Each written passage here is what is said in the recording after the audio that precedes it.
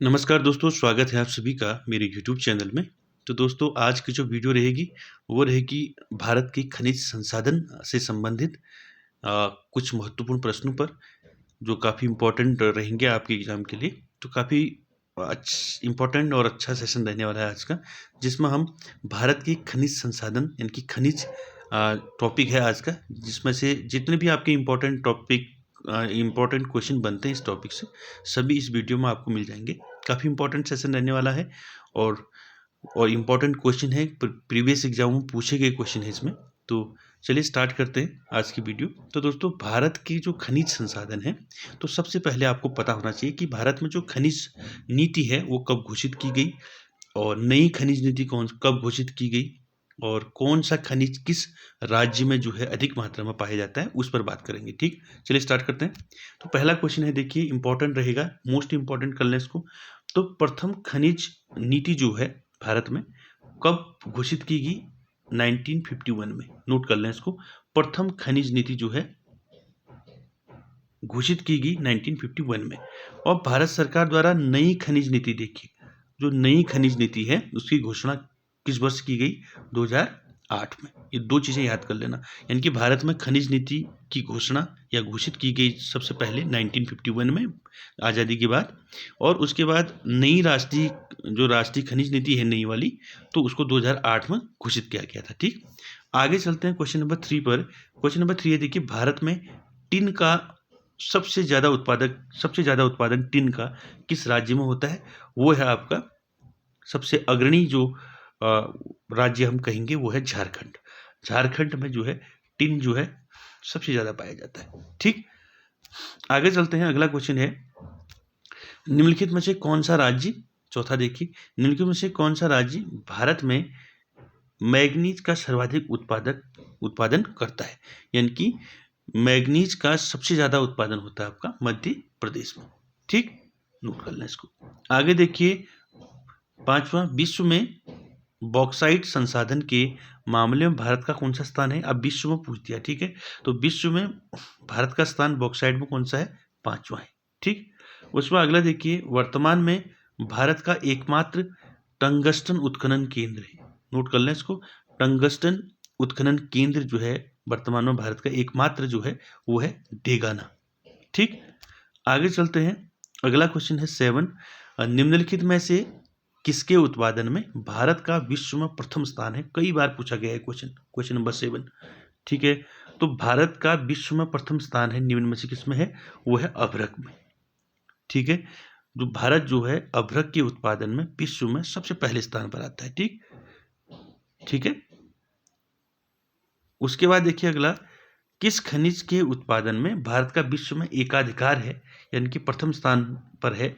वो है अभ्रक। ठीक है, नोट कर लें इसको कि भारत अभ्रक में पूरे विश्व में सबसे पहले स्थान पर आता है अभ्रक के उत्पादन में। ठीक, आगे चलते हैं क्वेश्चन नंबर 9 पर।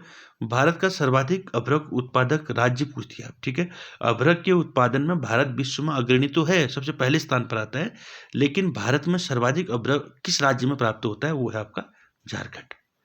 ठीक है, झारखंड में अभ्रक और टिन ये दोनों जो है ज्यादा पाए जाते हैं। ठीक है, प्रथम स्थान पर है आपका झारखंड राज्य। आगे चलते हैं। अगला है 10, खनिज पदार्थों के उत्पादन में निम्नलिखित में से कौन सा राज्य प्रथम स्थान रखता है? वो आपका झारखंड। ठीक है, खनिज पदार्थों में। ठीक, उसके बाद अगला देखिए, इंपॉर्टेंट है, भारत किस देश को लौह अयस्क का सर्वाधिक निर्यात करता है? यानी कि लौह अयस्क भारत सबसे ज्यादा किस देश को बेचता है, किस देश को देता है? तो वो है आपका जापान। ठीक है, जापान को निर्यात करता है भारत लौह अयस्क। ठीक, उसके बाद देखिए अगला, भारत में हीरे की खानें हैं, वो है मध्य प्रदेश में है हीरे की खानें। ठीक, आगे चलते हैं। अगला क्वेश्चन, भारत किसका आयात नहीं करता है? तो क्वेश्चन दोबारा आ गया, देखिए किस चीज का नहीं करेगा, क्योंकि लॉ अयस्क का क्या कर रहा है भारत?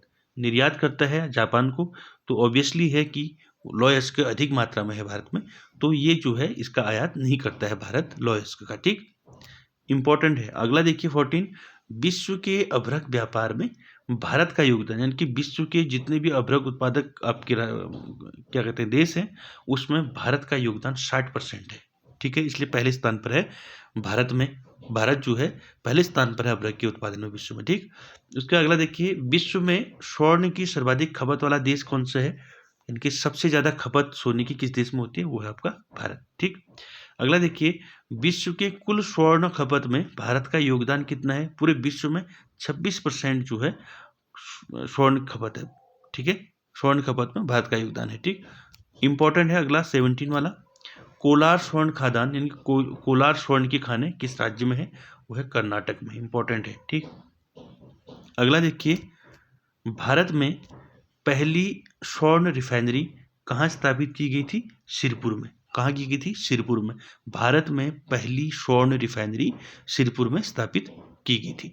अगला देखिए, विश्व की सबसे बड़ी स्वर्ण रिफाइनरी जिसे हम रैंट रिफाइनरी कहते हैं किस देश में है? वो है दक्षिण अफ्रीका में। दक्षिण अफ्रीका में सबसे ज्यादा सोना पाया जाता है, तो वहां जो है रैंट रिफाइनरी है दक्षिण अफ्रीका में, ठीक। आगे चलते हैं, अगला क्वेश्चन है आपका 20।